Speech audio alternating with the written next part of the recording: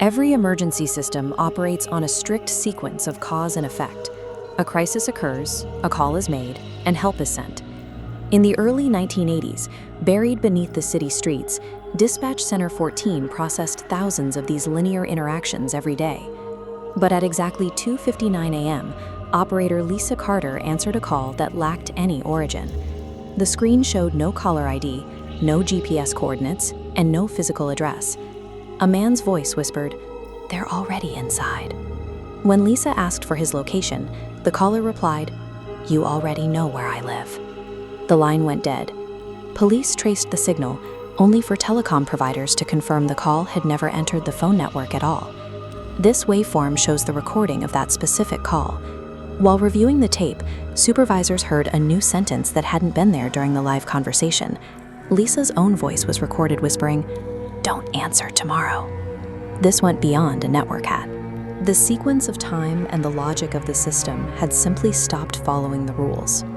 The following night at 2:59 a.m., the same voice called again.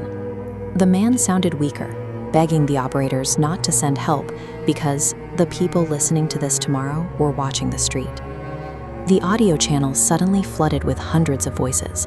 They were the center's own operators reciting case numbers, some who had retired years prior and others who hadn't even been hired yet. This chart illustrates the discovery made by systems engineers. Every call captured by the center was originating from exactly 24 hours in the future. Dispatch Center 14 was no longer managing active emergencies.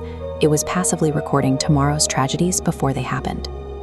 Containment began with a brute force approach. Engineers physically severed every analog phone line in the facility and transitioned the staff to isolated backup radios. At exactly 2:59 a.m., every dead, unpowered console across the entirely disconnected floor began ringing loudly all at once. Lisa Carter picked up a disconnected handset to find the caller crying. When she told him she hadn't called him, he whispered, "You called me." The government immediately shut down the facility. They evacuated the operators and then sealed the entire underground bunker beneath 40 feet of heavy poured reinforced concrete, burying it completely. The containment strategy relied on a flawed premise that a failure in time could be suffocated by physical mass. 7 years later, the human operators were gone, replaced by a nationwide, fully automated AI emergency network.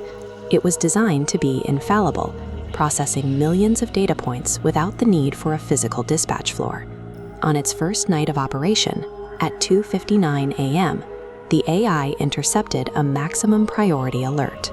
The recording lasted only 4 seconds, stating, "If you're hearing this, it's already tomorrow." This topographical scan shows the AI's attempt to locate the caller.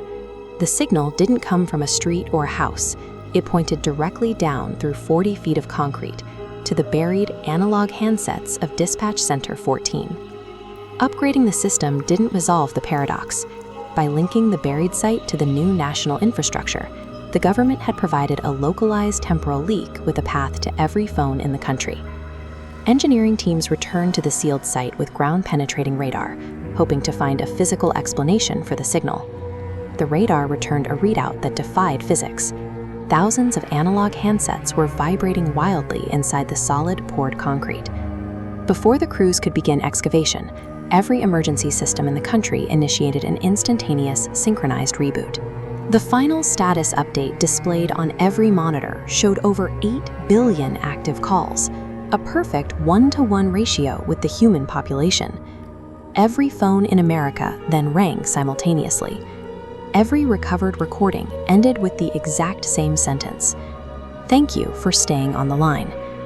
By burying the warnings of the future instead of answering them, humanity ensured the catastrophe would arrive for everyone, all at once.